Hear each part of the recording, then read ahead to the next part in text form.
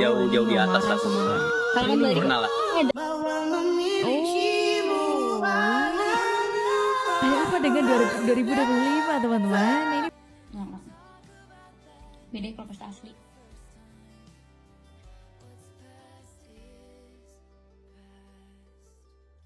Menurut aku sih mereka berdua baik kesamaan sih, sama-sama ekstrovert, terus dua-duanya itu sama-sama ini ya, apa namanya, multi talent sih menurut aku. Halo guys-guysku, gimana nih kabar kalian? Semoga baik-baik saja ya, dan semoga selalu diberikan kesehatan. Seperti biasanya guys-guysku, kalau barengan sama aku di sini, aku mau ngajakin kalian nih untuk mencari tahu kabar baik, kabar buruk, atau kabar terbaru apa di dunia entertain kali ini. Karena kali ini aku denger-denger nih ada yang kabar baik, ada soal asmara, ada yang mengharukan, dan juga ada kabar buruk juga sih kali ini. Jadi komplit lah kali ini. Jadi nggak usah berlama-lama, yuk mendingan langsung aja kita lihat apa sih kabar baik, kabar buruknya di info hari ini. Untuk rilis sendiri itu udah sesuai kriteria kakak sendiri kan? Oh, jauh di atas lah. Kalian dari Pernah lah. ada target suara serius kan? Gimana? Mungkin sekali lagi tahun ini akan ada kah suara serius? Gimana? Ditanya pengennya di mana? Terima kasih ya udah hujan, makasih guys. Thank you.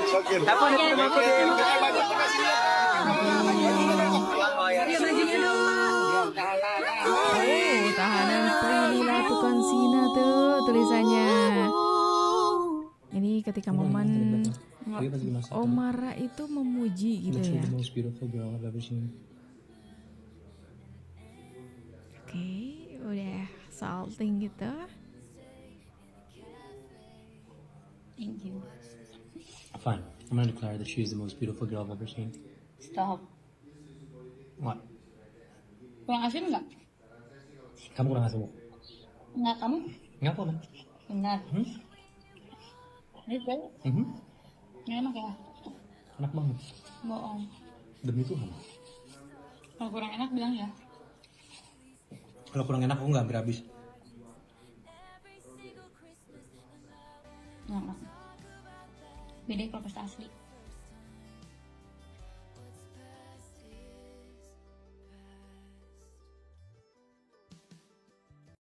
Cantik banget sih. Kamu kalau makan cantik banget. Tapi pas dimasak tadi. Literally the most beautiful girl I've ever seen.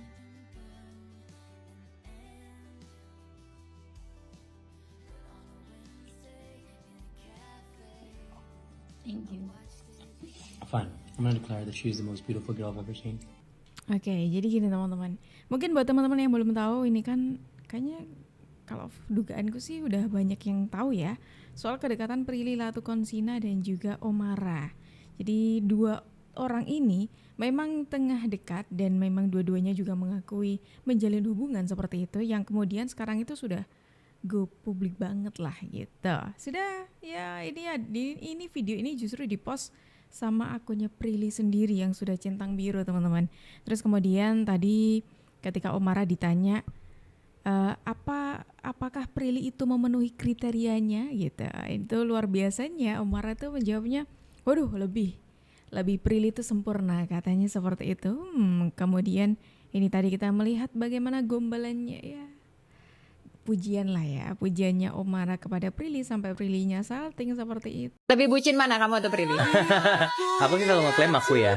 Cuman mungkin kalau misalnya nanti dia lihat klip ini dia bilang apaan, enggak aku gitu. Tapi enggak, I think kita it's funny karena we rekindle ya, kita nggak pernah lost contact juga sejak ini, and we were friends. Tapi karena emang foundation awalnya kita we're friends dan we're very comfortable as friends, jadi enak gitu semuanya. Kelihatan sih ngobrol kayak bisa nyambung ya. Iya. Banyak ini I think banyak background yang agak mirip juga kali ya. Ya jadi ya it's really nice to see both of you. Semoga lancar semuanya. Panina tiba-tiba panas di video ini. Tuh, lagi-lagi ketika Omara ditanya bagaimana hubungannya dengan Prilly, ternyata itu tadi memang bermulanya dari teman sudah lama. Apalagi di dunia industri perfilman seperti itu, kita sudah tahu jam terbangnya Prilly sangat tinggi sekali, apalagi Omara juga. Dan pastinya tahu dong film Dilan, ini kan salah satu pemerannya gitu teman-teman. Nah tapi menariknya itu di tengah kedekatan dua orang ini ada yang menarik. Jadi sebelum ada kabar soal kedekatan Prilly dengan laki-laki ini, dengan Omara ini, Prilly itu pernah membuat statement yang bikin geger se-Indonesia Raya. Sekarang banyak cewek yang dipanten tapi cowok mapan dikit. Itu data valid kok. Jadi kayak ya mau gimana, cuma maksud aku ya. Wow, langsung ke kamu gitu. Kenapa aku, Kak?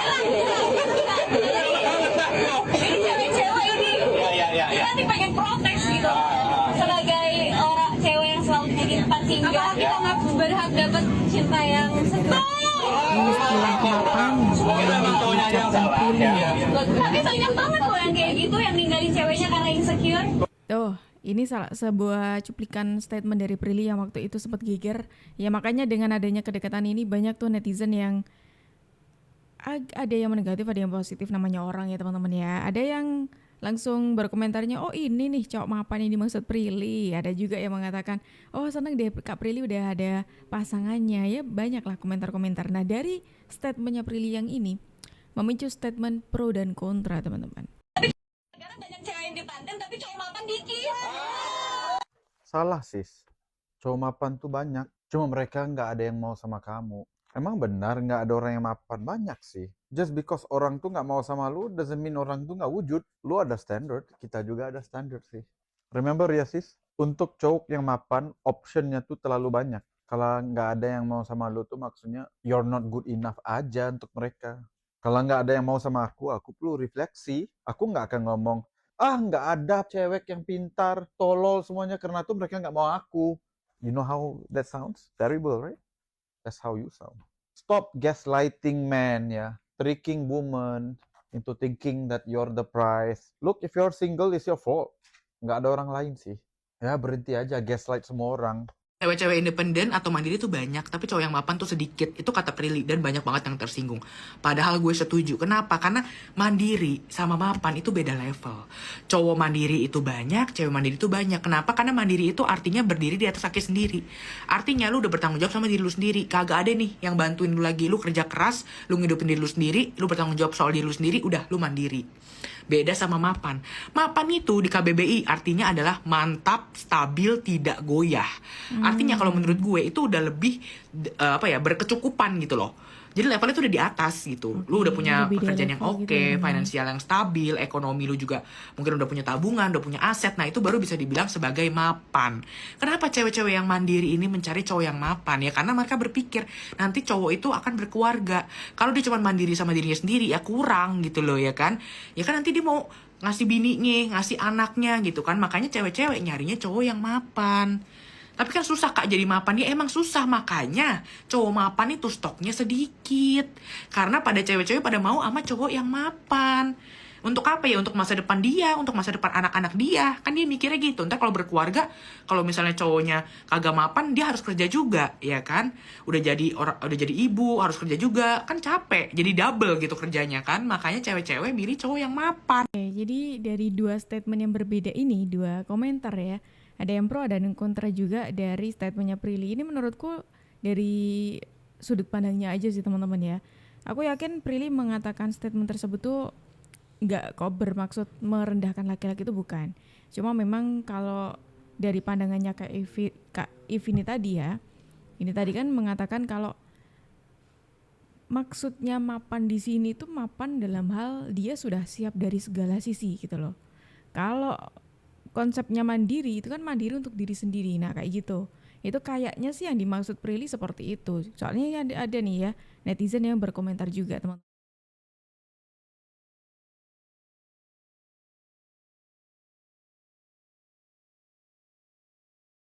Netizen yang sampai berkomentar seperti itu. Dan kalau kita coba berpikir bisa jadi juga sih apa yang dimaksudkan Prilly itu seperti ini. Konteks mapan di sini karena mapannya tuh mapan sudah siap dari segala sisi, dan memang itu kan seharusnya orang yang mau menikah ataupun yang mau ke jenjang yang lebih serius kan harusnya mempertimbangkan hal itu juga, ya kan? Seperti itu. Ini bukan kok, lagi-lagi ini bukan untuk merendahkan laki-laki ya. Soalnya ketika Prilly membuat statement tersebut banyak tuh yang nge-stitch videonya Prilly, kemudian kayak menangkap apa yang disampaikan Prilly itu sebagai bentuk atau wujud merendahkan laki-laki, katanya seperti itu, padahal bukan gitu. Oh Ada apa dengan 2025 teman-teman? Ini banyak sekali kejutan ya di tahun ini. Kemarin baru aja Angga Yunanda menikah. Terus sekarang ini Atala sama Elina ini lamaran. Tuh ini dia. Tuh kan. Aduh gimana nih, kok bisa ngelangkahin Mas Dewan? Yes, akhirnya 2025 punya mantu bunda. Terus ini direspon, alhamdulillah bun. Tuh, bentar, ini asli atau project sih teman-teman ya? Soalnya ini ada beberapa komentar ya yang juga mempertanyakan, ini asli apa project sih? Jangan-jangan kita udah, wah gitu kan terkejut. Ternyata ini project. Soalnya sering kali seperti itu teman-teman gitu loh. Coba kalau menurut kalian, tebakan kalian kira-kira ini project atau beneran asli nih? Atala Naufal melamar Elina. Coba tulis di kolom komentar ya. Dan ini ngomong-ngomong teman-teman ya, Atala ini kan adiknya dari Verrell Bramasta. Ini yang bikin terkejut kita semuanya adalah yang barusan kemarin digosipin deket. Itu tuh si Verrellnya sama Fuji. Iya kan? Gak ada kabar soal Atala. Soalnya kemarin Atala itu kan memang terakhir menjalin hubungan dengan sesama selebriti itu cukup lama. Dan itu sudah berakhir juga ya kan waktu itu. Kemudian tidak ada huru-hara yang lagi-lagi soal asmara antara Atala dan siapapun itu. Sekarang kok ujuk-ujuk ada lamaran nih. Dan di-post di IG-nya, akun sosial medianya Atala dan juga Elina. Tuh kira-kira asli gak nih? Gitu, soalnya yang barusan rame itu Verrell, yang lamaran adiknya. Tapi ngomong-ngomong teman-teman ya, kalau kita bicara soal Verrell nih ya, ada komentar juga nih dari Atala soal kedekatan antara Verrell dan Fuji. Menurut aku sih mereka berdua baik kesamaan sih, sama-sama ekstrovert, terus dua-duanya itu sama-sama ini ya, apa namanya, multi talent sih menurut aku. Introvert atau ekstrovert? Ekstrovert dua-duanya. Oh, kakak tuh ekstrovert ya. sih dong. Iya mungkin ya sekarang sih masih berteman ya, kedepannya nggak tahu lah. Gak cerita gitu Verrell misalnya ke Venus atau ke Atala tentang Fuji? Belum, kakak kayaknya lagi sibuk deh ke dapil, terus tugas DPR. Kayaknya menurut aku sih berteman ya, tapi kita nggak pernah tahu kan jodoh itu siapa. Cuma aku sih doain terus. Kita nggak tahu jodoh itu siapa. Kakak kesini dong mampir sebentar aja. Masa kawinan nih, Kak, ya. Kita nggak tahu jodoh itu kapan dan siapa termasuk. Sudah jadi anggota dewan ya, Ya kalau aku sekarang aku justru nggak mau pacaran sih. Maksudnya kalau udah nemu yang serius mau langsung ya ke jenjang. Iya. Iya benar. Ada lawyer, ada Bang Hotman ya kalau ada apa-apa ya kan. Untuk suami kedua nanti saya siap-siap ya. Oh suami ketiga ya. Bang Frans, ini kan adik perempuan ini sering dijodoh-jodohkan nih dengan yang lain-lain ya. Sebagai kakak melihatnya seperti apa sih? Kalau jodoh-jodohkan ya cuma wajar, netizen apa ya wajar aja, kita mah tampung-tampung aja ini mereka kan. Kalau masalah yang menentukan dengan siapa itu balik lagi ke Uti dan Aing. Aku nggak mengekang, yang penting seagama aja. Dan juga Uti yang penting bahagia sama pasangannya itu aja. Dan sekarang juga kan baru lagi nih, sekarang Verrell dijodohkan dengan Verrell Bramasta. Mungkin melihatnya gimana nih Bang Frans? Ya lihatnya kita mah lucu-lucu aja sebetulnya. Itu balik lagi tergantung Uti dan Aing, bagaimana si Fuji juga gimana. Tapi Bang Frans sendiri mengenal sosok Verrell mungkin? Nah kalau aku nggak kenal. Kalau yang kenal tuh itu adikku dan orang tua aku. Kalau aku kan kebetulan aku nggak terlalu aktif di sosial media, maksudnya di entertainment ya. Jadi aku nggak kenal kebetulan beliau. Tapi adikku dan orang tua kenal. Tapi pernah ketemu Bang sama Verrell? Kalau aku nggak pernah. Kalau aku nggak pernah. Nah, ada tanggapan dari keluarganya Verrell dan dari keluarganya Fuji teman-teman. Dua-duanya ya sama-sama mendoakan sih. Kalaupun namanya jodoh kan kita nggak tahu gitu ya teman-teman ya. Kalaupun memang jodoh ya pastinya nggak akan kemana gitu ya. Kita lihat aja prosesnya nanti ke depan seperti apa. Toh keputusannya tetap ada di dua orang ini kayak gitu. Nah ini teman-teman, karena tadi kita sudah mendengarkan kabar-kabar baik. Ini ada kabar buruk plus bisa jadi kabar mengharukan. Mengharukan dari pihak yang menang dan kabar buruk dari pihak yang kalah. Ya, ini dia Fadel Bajideh yang kemarin itu ditetapkan menjadi tersangka karena memang kita mempunyai alat bukti ya, dari keterangan saksi, lanjut dari keterangan ahli tentunya yaitu pisuk. Setelah tadi saudara Fadel Al-Fajar Bajideh diperiksa, lebih kurang 53 pertanyaan. Tadi dilakukan gelar perkara. Dan gelar perkara itu menetapkan saudara Fadel Al-Fajar Bajideh sebagai tersangka. Terlepas dari ini kasus anak di bawah umur, maka tadi penyidik memberitahu ke saya bahwa saudara Fadel dilakukan penahanan untuk 20 hari ke depan.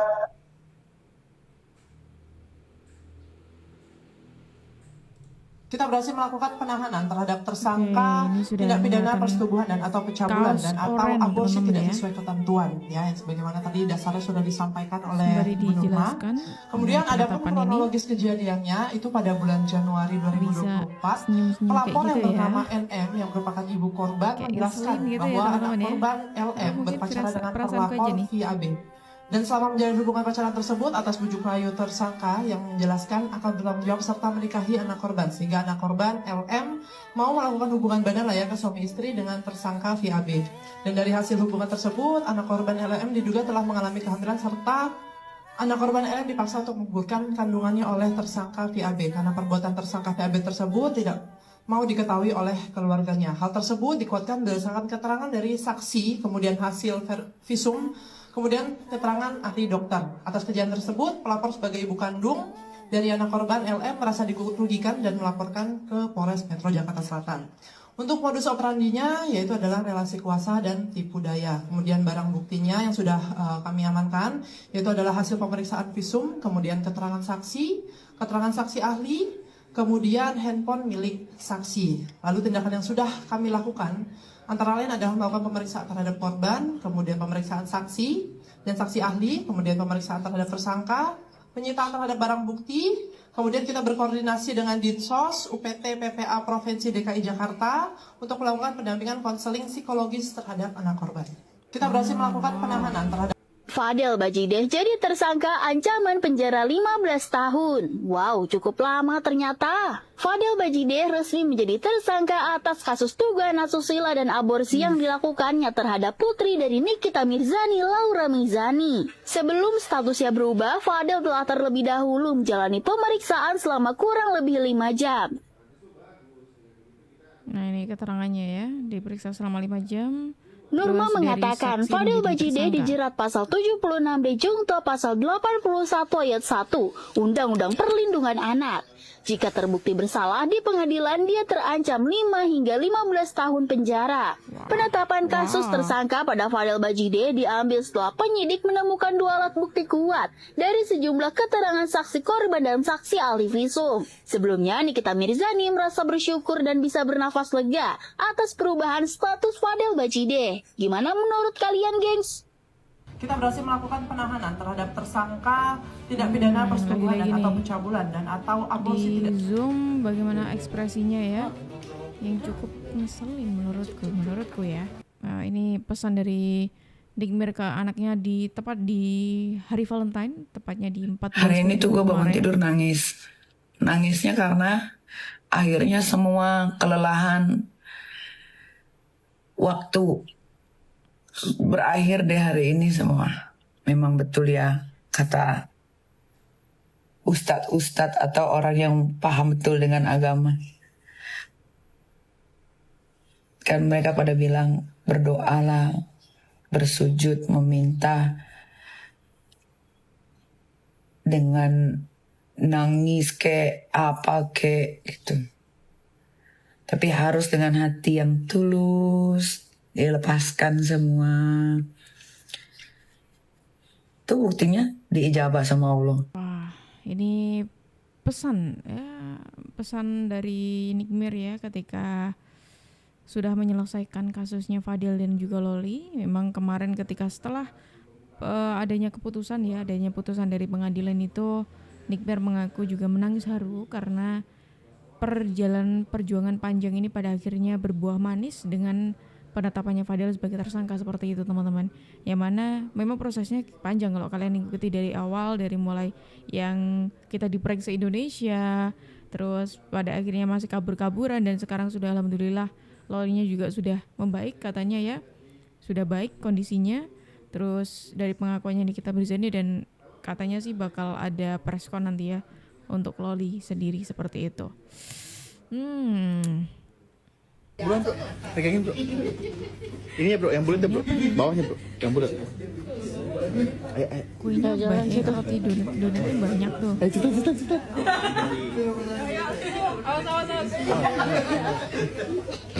Ada begitu.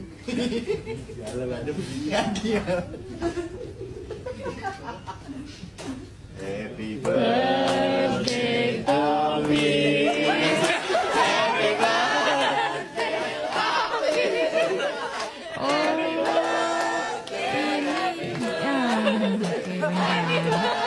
Sebentar, kita ulang dulu videonya. Kita ulang dulu. Nih, viral office boy di kantor diberi kejutan ulang tahun. Oke.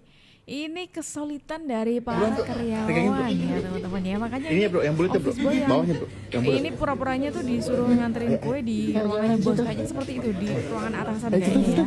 Ini ya ngikutin aja, bawa donat segitu banyaknya, ada lilin juga gitu. Ternyata itu kejutan untuk dirinya gitu loh. Ini luar biasa sekali kesulitan dari karyawannya nih ya. Bahkan office boy, ulang tahunnya office boy aja dirayain gitu.